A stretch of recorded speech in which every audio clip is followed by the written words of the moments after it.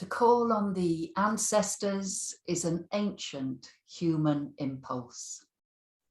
Throughout the great expanse of time that humanity has lived here on Earth, human beings will have called on those who lived before us and who gave us life.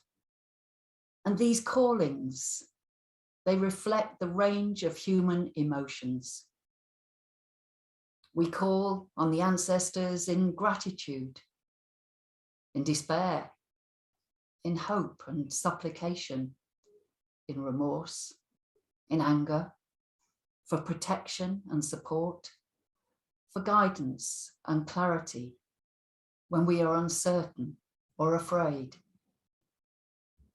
And in that spirit, if you so wish, I invite you now to call on your ancestors and ask them to be with us now at this time, on this day, this unique time when collectively humanity needs fresh answers as to how best we might live here together with one another on planet Earth, how best to live in harmony and respect for all living beings, how best to protect our planet Earth from the adverse effects of human presence here.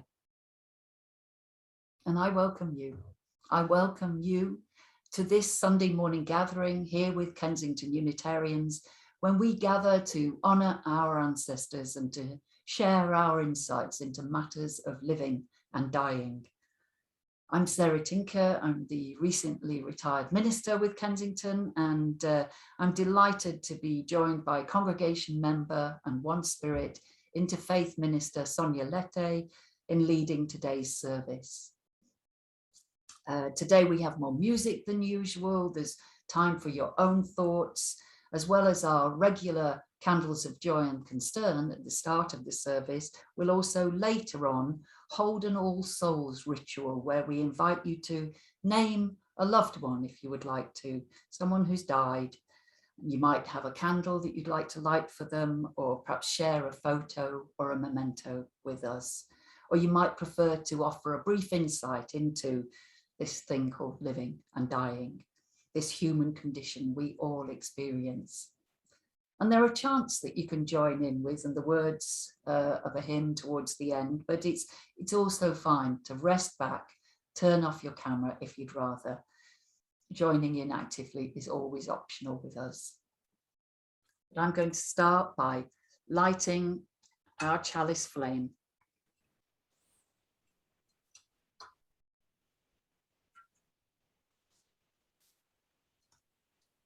This flame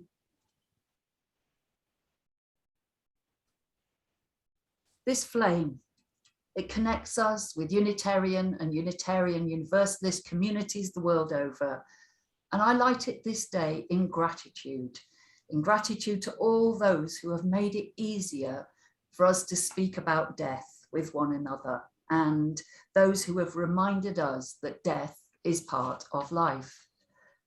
I'm grateful to the Unitarian Universalist minister, Forrest Church, who wrote powerfully about his own insights during a slow terminal illness. I particularly appreciate this quote: "Whether or not there is life after death, surely there is love after death."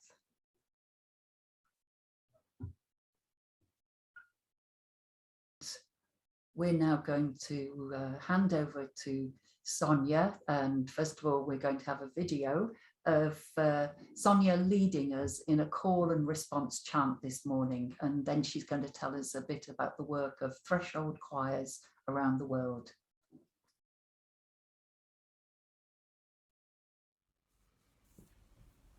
Morning. So I'll be doing a call and return song that is from the Native American tradition, First Nations, and it's about releasing, letting go, whether that is into our next life, if you have that belief, or just de-stressing or letting go of something that you're ready to move from. So the words are: Earth Mother, Grandmother, will you set me free? Earth Mother, Grandmother, set my spirit free. I call on the medicine to open up my heart. Will you set me free? Set my spirit free. So we'll sing it maybe 3 times. And so when the drum is sounding on its own, that's when you sing in your rooms, in your Zoom rooms. Here we go.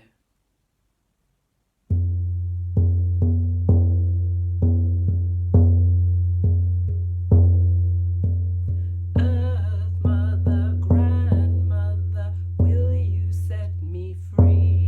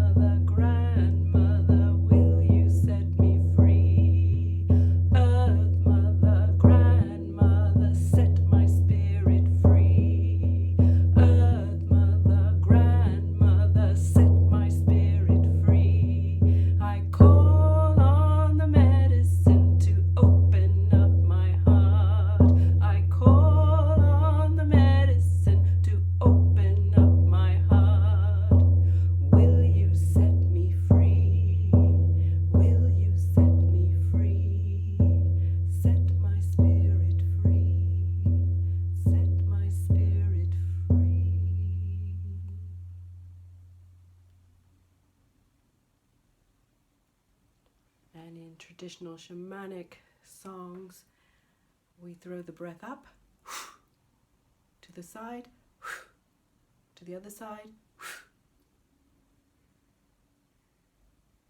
and we're done.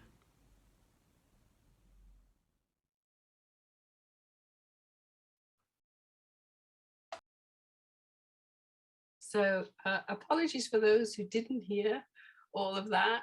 And now I'm live, so hopefully you can hear me. I'm just going to talk to you about my experiences of being in a threshold choir, which is one of the things I joined to do bedside singing in 2014. And it spoke to my interest of honoring death and dying as a natural part of life. So just as music and lullabies soothe babies, it made sense that this care and attention would be beneficial to all of us at any age. Being sung to compassionately calms the spirit and connects us to that feeling that we're not alone and that we are being cared for. Compassionate singing can uplift and comfort us at any stage of our lives. And Threshold Choir in London offers the gift of song evenings for anyone who would like to receive some solace.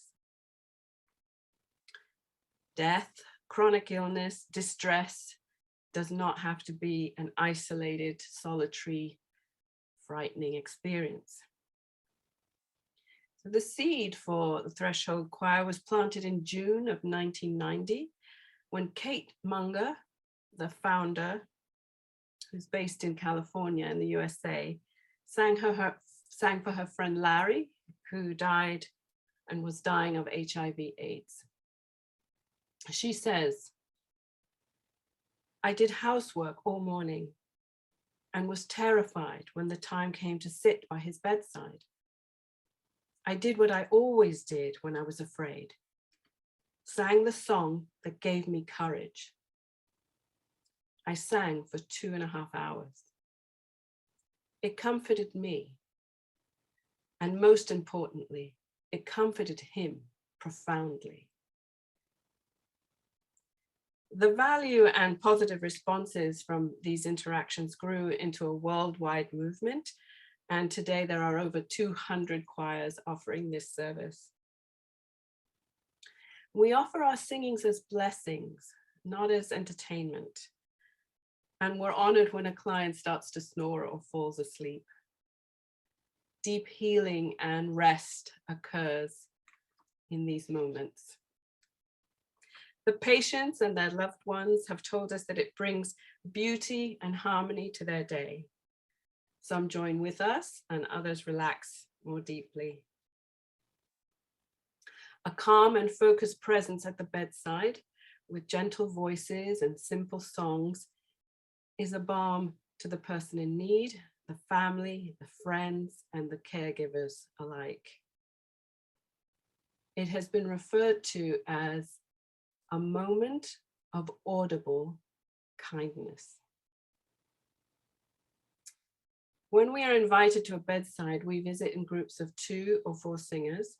The songs are not religiously orientated. We choose songs to respond to the client's musical taste, spiritual direction, if any, and current receptivity.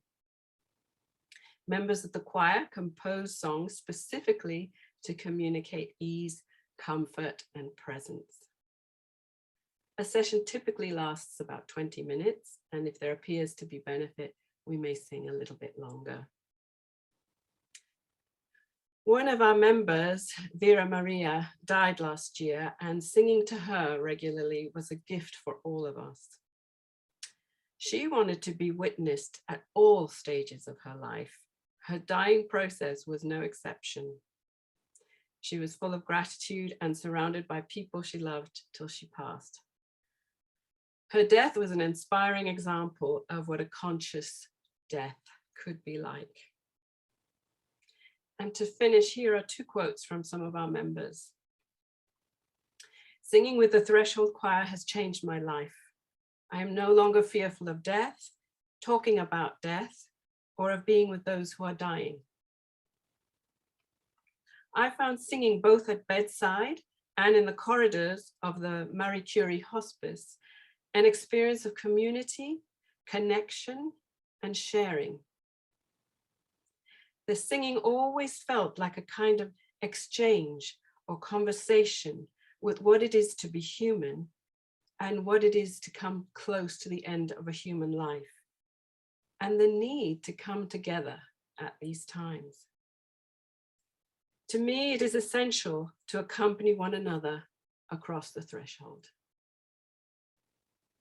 Thank you. And to give you another taste of the kind of songs we sing, this next piece is sung by the Heart of London Threshold Choir. It's called In the Quiet of This Moment.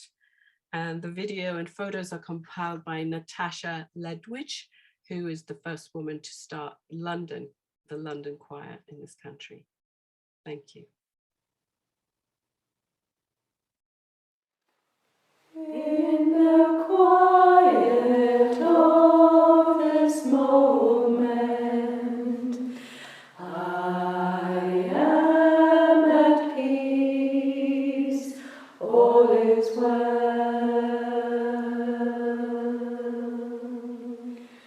In the quiet of this moment, I am at peace, all is well.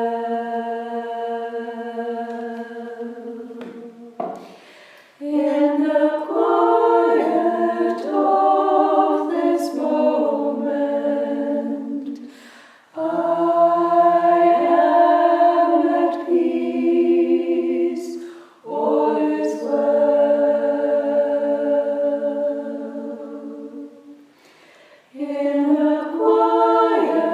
of this moment, I am at peace, all is well.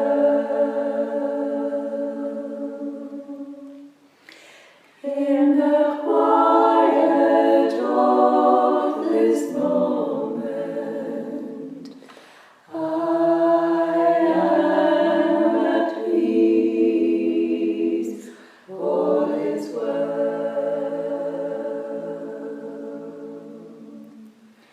In the quiet of this moment, I am at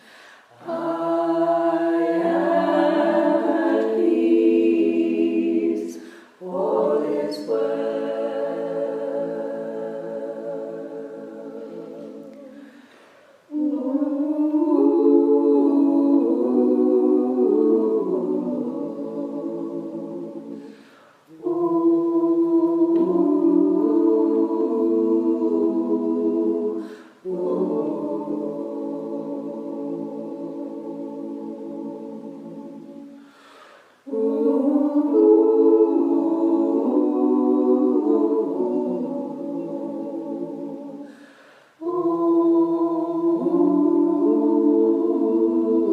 this moment, I am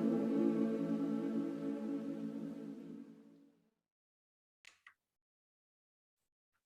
is well. In the quiet of this moment, I am at peace. All is well. It's a powerful message that to remember, isn't it? When the internet throws Zoom difficulties our way, or when life is tough, as it is for many people from time to time. So let's take that message, in the quiet of this moment, I am at peace, all is well, into a time of prayer now. Let's find a position that works for us. Take a breath.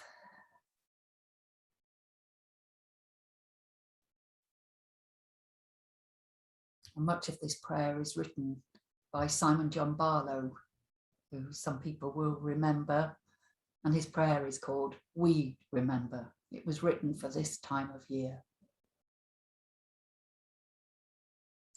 Spirit of life, God of all love, in this season of remembrance, we remember in gratitude all those who came before us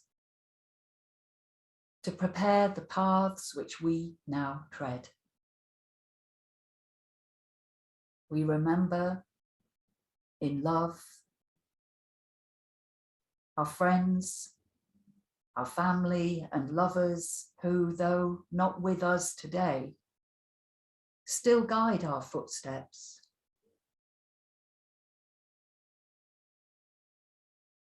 We remember in awe the miracles of daily life,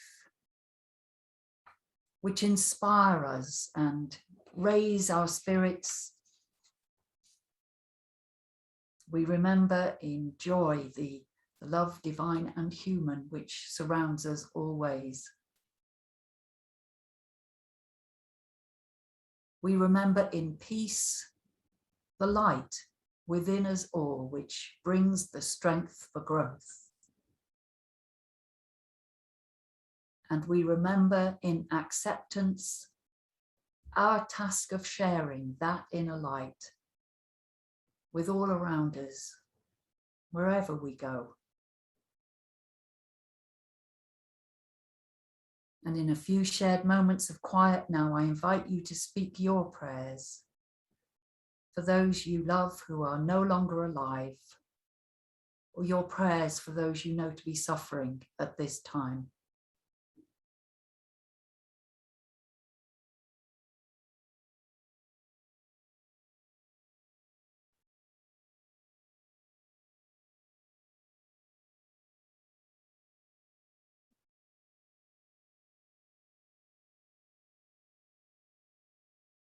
And as the United Nations Conference on Climate Change starts here in the UK, up in Glasgow, I invite you to pray for wisdom and resolve for all involved, that they may collectively take a longer view and seek to save the world bequeathed by our ancestors, that we might in our turn pass the gift of life on to those who are yet to be born. May all beings dwell in the heart. May all beings be free from suffering. May all beings be healed. May all beings be at peace. To that aspiration, let us say, if we so wish, Amen. So may it be.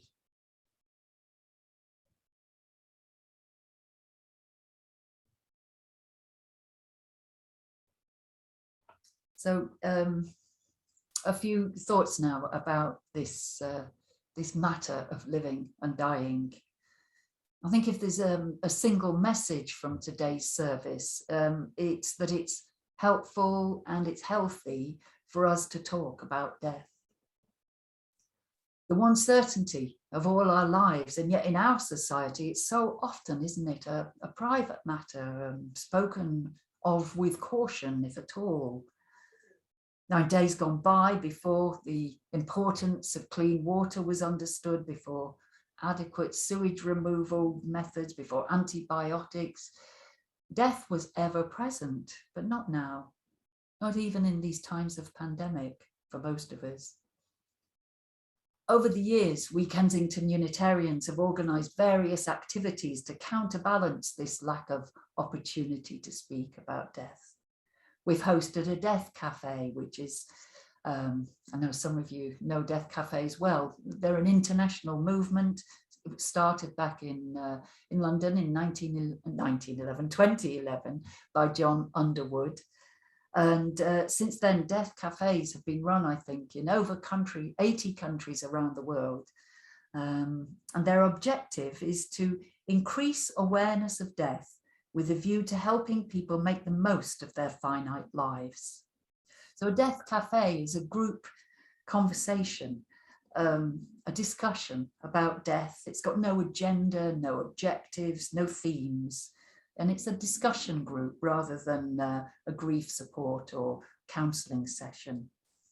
So death cafes are always offered on a no-profit basis in an accessible and respectful and confidential space, and with no intention of leading people to any conclusion, product or course of action.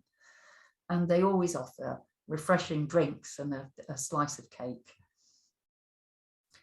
Over the years, we Kensington Unitarians have also encouraged one another to complete documentation that it's sensible for all of us to have.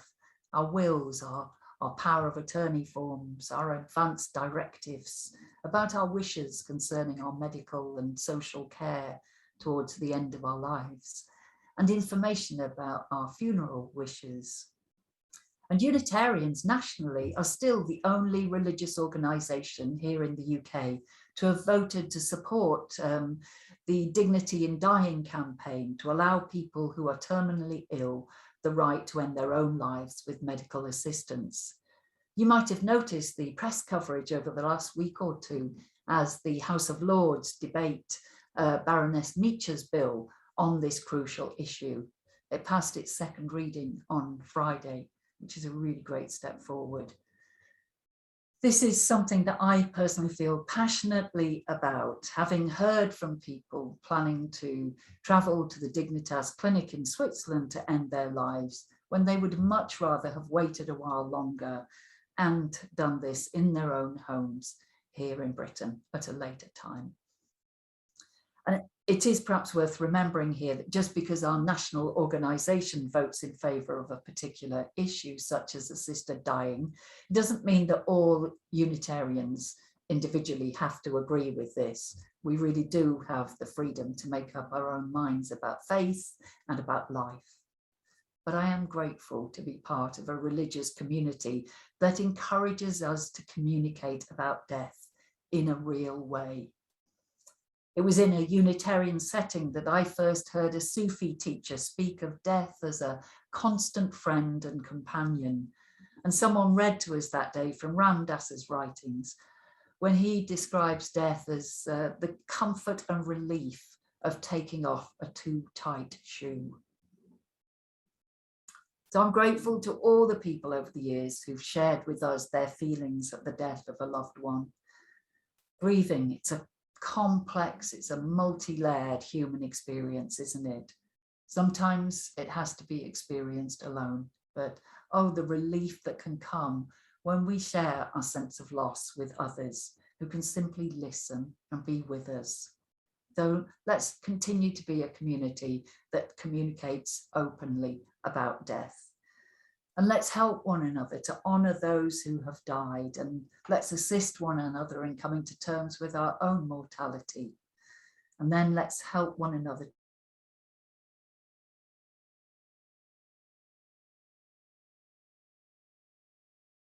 to truly live these precious lives. We're going to be moving now into the meditative time of our service, where there'll be 2 minutes of silence followed by a lovely cello duet played by Abby Lorimier and Jessica Hu. They're playing Tchaikovsky's Chanson Triste. I think it's a beautiful example of how we humans use music to express emotion.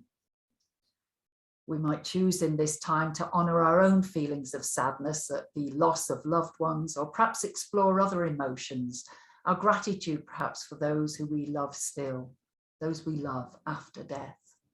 So let's get ourselves comfortable now and enter the stillness together.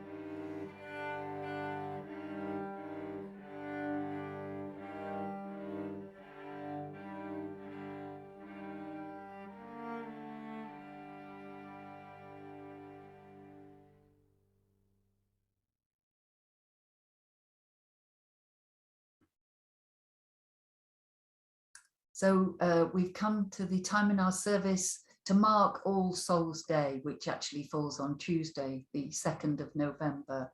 We're marking it with a simple ritual. We've done this for a number of years now to honour the memories who we have lost, those we have loved. So this morning, let's remember the lives of those who have mattered to us, those who have shaped our lives by their love for us. Let's give thanks for those whose presence is always with us and honour their memory with a ceremony of remembrance. So we suggested ahead of time that you might bring a photo or a memento of a loved one you wish to remember today, perhaps also light a candle in their memory, if you have one with you, or light a virtual candle. And if you come prepared, that's great. But if you haven't, do feel free still to join in. And if you don't want to join in, that's absolutely fine. Everything's voluntary. As an alternative, I invite you to give a brief insight, just a sentence or so, an insight of yours about living and dying, to express some thought that it might be helpful for the rest of us to hear this morning. So we plan to keep this section of the service in our video, but let us know straight after the service if you'd rather have your little piece taken out. We can do that quite easily. Let me just say a little bit about how this is going to work, given that we're on Zoom. So if you want to share, just wave and one of us will find you and we'll call on you by name. Then you can unmute yourself. Just wait a second or so for us to spotlight you so that everybody will be able to see you and anything that you're holding up and hear the name you speak. And please just speak their name, say how you were connected in a word or two. Sadly, we won't have time to hear more of your shared story this morning. So please hold up your picture or a memento if you have them for a few seconds for us to see, then light your candle if you have one. And then when one person's finished, just wait a little while for the next person to speak. Hope all that makes sense. And it's okay to take it slowly, because that's a really lovely way to, I think, show our reverence. And we'll keep going until everybody who's participated has done so. So if you wouldn't mind, I'll begin. I'm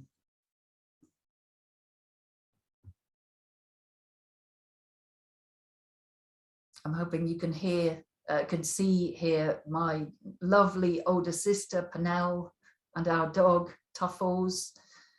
Neither of them with us now. I hold up this candle. Pernell was my older sister, and yeah, she was cheeky and funny, and she was a great older sister to me. Thank you.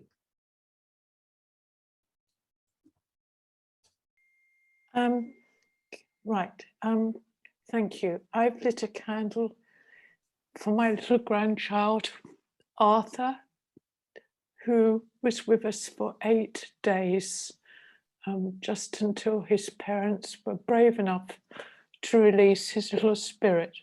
But he made such a huge impact on all our lives. Thank you. Thank you, Rachel.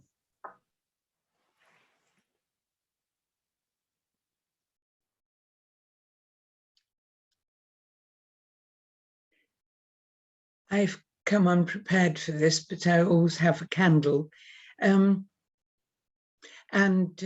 This is to remember Patricia Walker-Hesson, a splendid Unitarian, I would say, and a great support to me. We had a very good friendship together. Thank you, Juliet.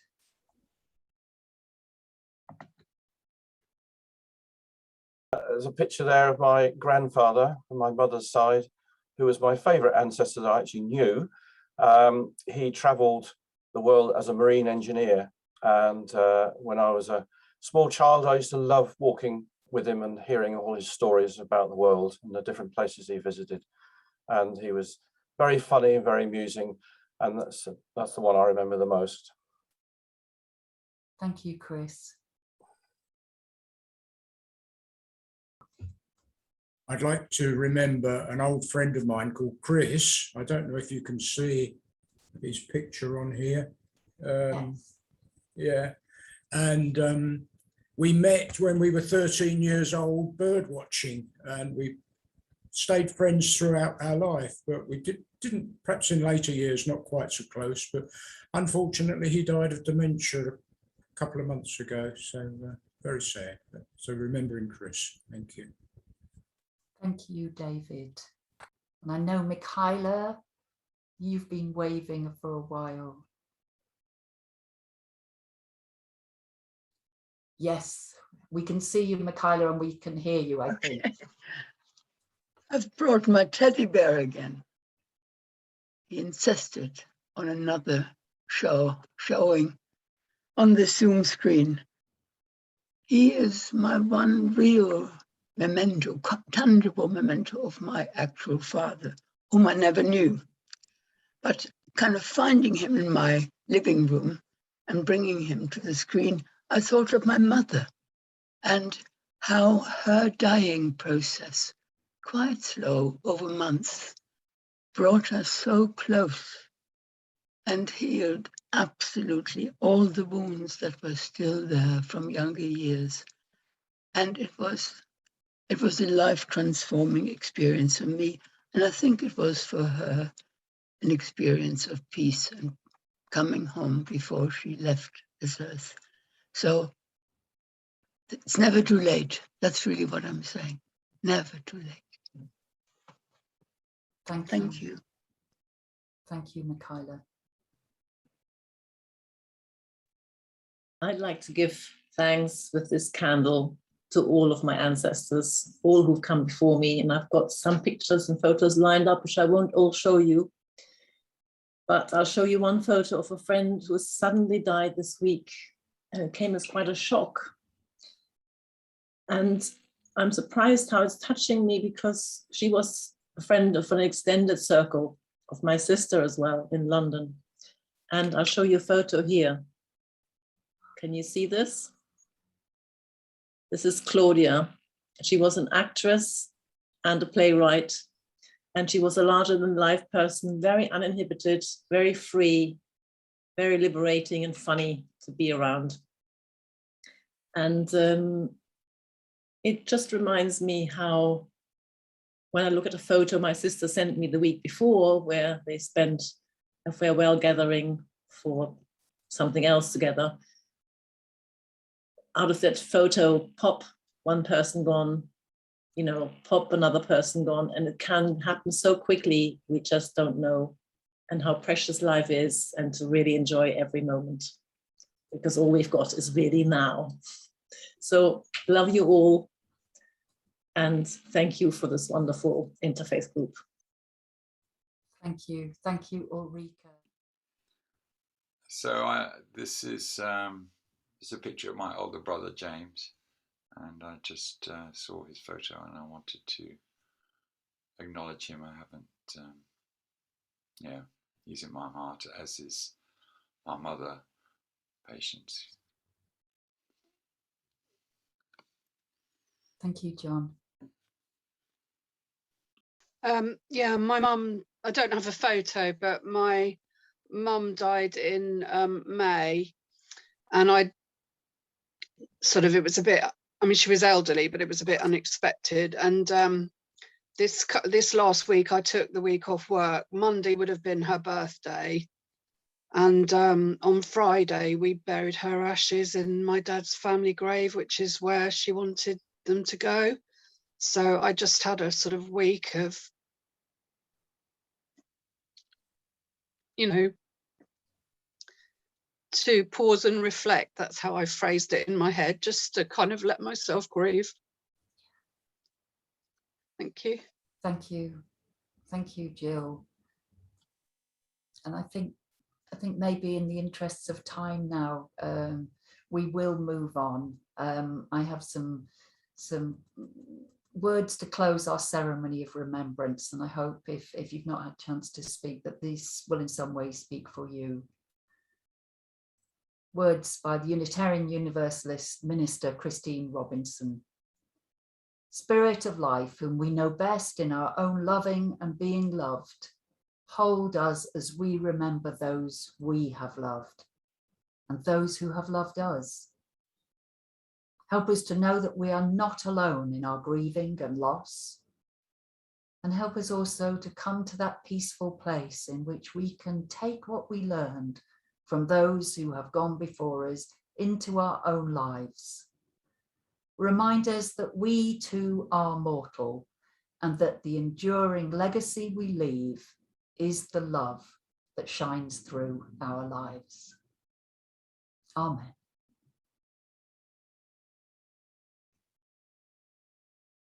And I'm going to move straight on now to our announcements. We were going to sing a hymn, but it's been so special to hear all that you have said today. Thank you for your sharing.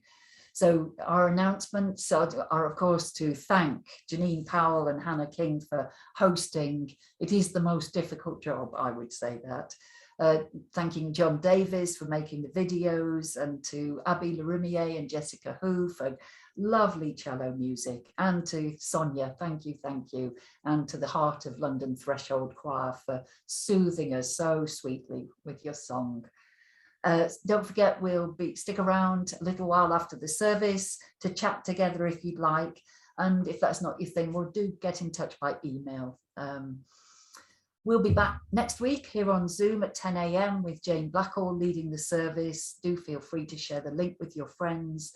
And as ever, there are opportunities to be in touch during the week. There's our Tuesday morning coffee at 10:30, top-notch conversation guaranteed. Newcomers always welcome. And Heart and Soul, our contemplative spiritual gathering, that's on Letting Go tonight with Laura, Friday with Jane, both at 7 p.m. That's an open gathering in that newcomers are always welcome, but you do need to book a place. So get in touch if you'd like to have the connection for that.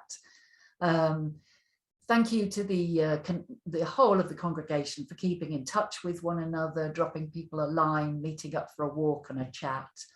And if the natural world is a source of your spiritual connection, well, do think about joining the West London Green Spirit Group that's meeting tomorrow at 7 p.m. for a Samhain celebration, connecting with the stars, with the fallen leaves of this time of year, and honouring those who've inspired us in life. Email or text me if you'd like to attend. So we've got our closing words now and music. It's another lovely cello duet from Abby and Jessica. So I invite you to select gallery view at this moment if you can, so that we can all see each other in community.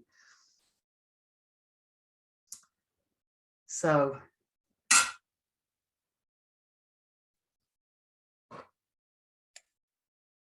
I've extinguished our chalice flame in gratitude for all the ancestors who have brought us individually and collectively to this time and place in life. They leave the precious gifts of life and love in our hands. May each of us do what we can with the resources we have to protect life here on Earth, to honour our planet Earth home, and to treat one another and all of creation as the awe-inspiring miracles we truly are. May we take nothing for granted, but rather be people who notice small details, a sweet smile, the dance of a falling leaf, the caress of a breeze upon our cheeks. Thank you. Thank you all for the unique offerings you each bring to this life. Amen. Go well and blessed be.